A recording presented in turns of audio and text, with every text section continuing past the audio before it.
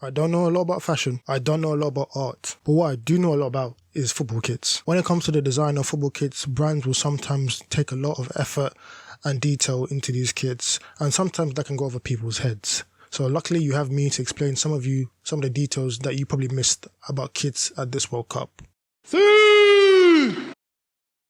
First, we have 5-time world champions Brazil. If you look at all the Brazil kits, so that's home, away, even the goalkeeper kits, you realize there's this kind of subtle debossed graphic of a jaguar on all their kits. Now, this has a very special meaning behind it. If you already didn't know already, the jaguar, which is indigenous to Brazil, is the national animal of Brazil, hence why you see the pattern on its kits. Now, a question that's brought up every time the Netherlands play is, why do they wear orange even though there's no orange on their flag? Now, the orange that you see that the national team of the Netherlands wear is a nod to their royal family, who are members of the House of Orange. This dates back to the 1500s, and maybe a lot of you may not know this, but their old Netherlands flag was orange, white and blue, but it changed over the centuries and they replaced the orange with red. Now, if you look closely at the Netherlands kit, it's got this kind of weird, kind of shimmering graphic, and according to Nike, it's supposed to be inspired by the fur and the shimmering of a lion's mane. It also represents the fluidity of Dutch football. Next, we're going to be talking about current holders France, and more specifically, their away kit.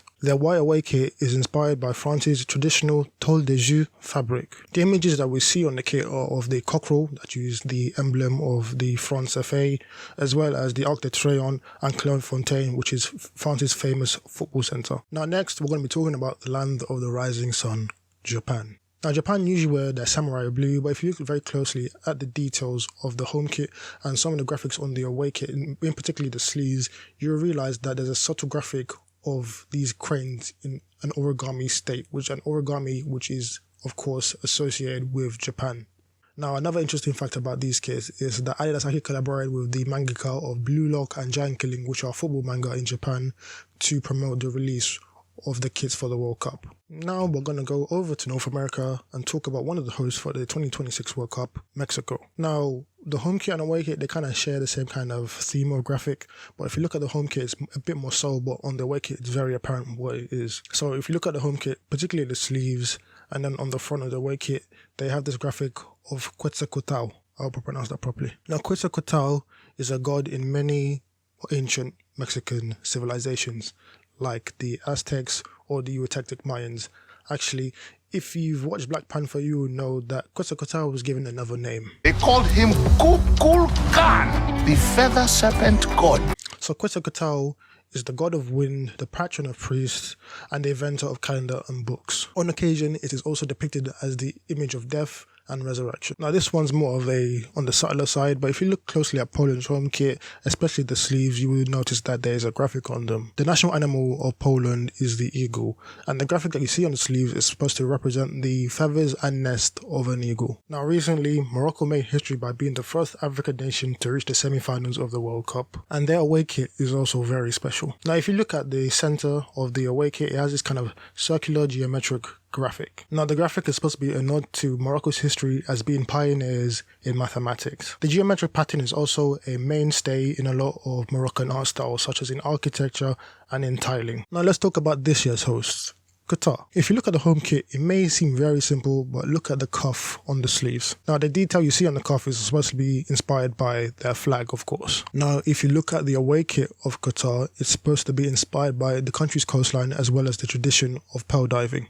Next, we're going to look at Tunisia's kits for this year's World Cup. Now, on each of Tunisia's kits, you have this graphic which is supposed to represent the armour of Hannibal, which is a cuirass which was found in Tunisia in 1909 and which has been attributed to the legendary Carthaginian general Hannibal. And now, if you look at their third kit, it is olive, but it's a bit strange because there's no kind of dark green or olive on the Tunisian flag. Now, the dark green olive colour is supposed to be inspired by one of the country's main exports, which is olive oil. Now, back over to Asia. This time we're going to be talking about South Korea. Now, South Korea's home kit is heavily inspired by dokkaebi, I hope I pronounced that properly, which are creatures found in Korean folklore and mythology. Now, this moniker is supposed to represent the fierce mentality of a proud nation. Now, this is amplified by the fierce red colour you see on the home kit, as well as the tiger graphic that you see on the sleeve, which is supposed to represent power and strength. Now, South Korea's away kit is also very special as well. Now, the away kit highlights the Taeguk, which is seen on the South Korean flag. Now that symbol is supposed to represent national pride,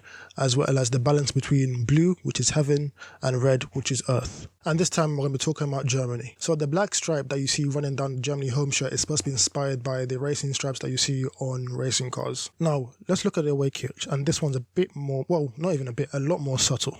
Now if you look very closely at the Germany away kit, it has this kind of D graphic all along the kit.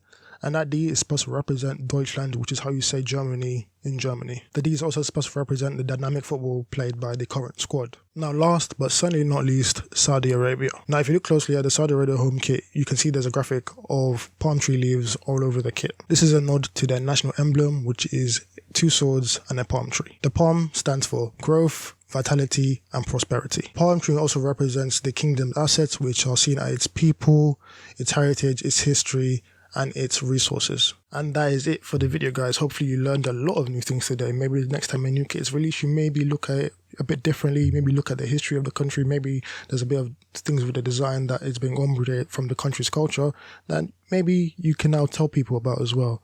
So like I always say, if you thought the video was sublime, like the video. If you thought the video was subpar, still like the video. Don't forget to subscribe to the channel. Comment down below your favorite kit you've seen at this World Cup. Comment down below who you think will win the World Cup. Let me know. And once again, my name is Sub. This has been SubStanceFtbl. Thank you for watching. Peace out.